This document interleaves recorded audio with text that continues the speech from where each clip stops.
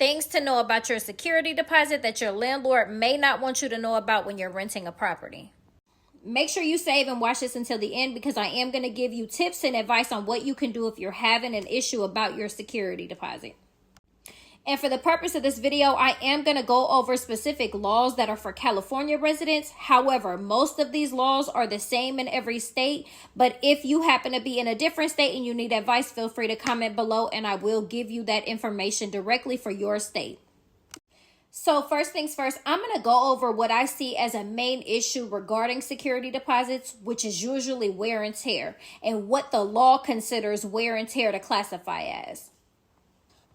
But before I even get into all of that, let me just tell you what a lot of people are unaware of is the fact that you have the right as a tenant to request any receipts and to see actual documentation regarding any amount that was deducted out of your security deposit beyond $125. So if they deduct $500 from your security deposit, you have a right to have those receipts in writing. And if they cannot provide them, then they have to give your money back.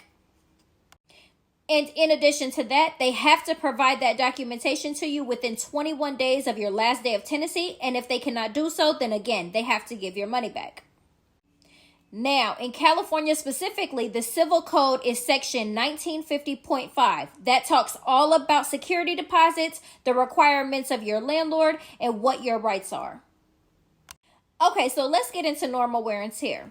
You move into a unit. This unit has been rented before. You don't know what was actually new, what was replaced, how long it was used, nothing of the sort. But when you get ready to move out, your landlord says he's deducting money out of your deposit to replace the carpets.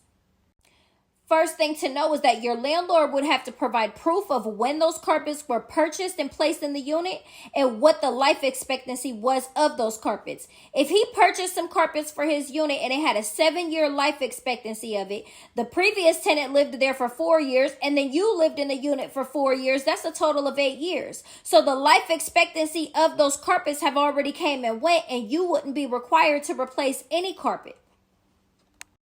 And in a situation where the life expectancy of the carpet hadn't run out yet, you still would only be liable for the remainder of that duration of whatever was left. So let's say it had a 7-year life expectancy, but the tenant before you plus you, it only totals 5 years. That's only 2 years left. So it's only a portion of that amount.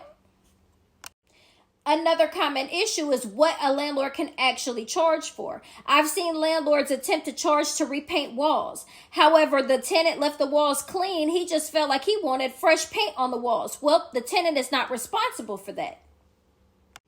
Another good thing to know is that your landlord has 21 days from your last date of tenancy to refund your deposit, or provide all documentation on what he's deducting it for. If he misses his 21-day deadline, he loses all rights to deduct anything.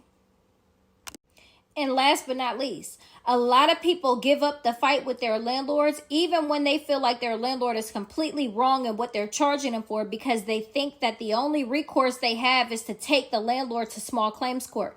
But that's not always the case.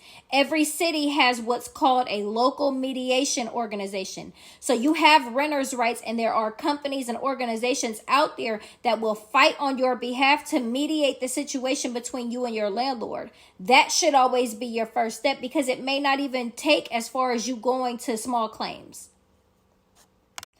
And just to give you guys a quick personal experience of my own, I was 18 years old when I got my first apartment. I moved into this little rundown apartment. The carpets were already messed up, but when I tried to move out, the landlord wanted to charge me to replace the carpets, trying to take my whole security deposit to do so.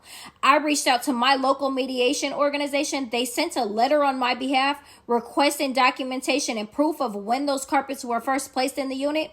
Needless to say, I got my full deposit back minus like $150 for cleaning. So don't ever give up or feel like you can't get your money back. Now, on another note, if you guys are interested in my deposit recovery kit, comment below and I'll tell you how to get that. On another note, make sure you're following me for more tips and advice on how to get around these things.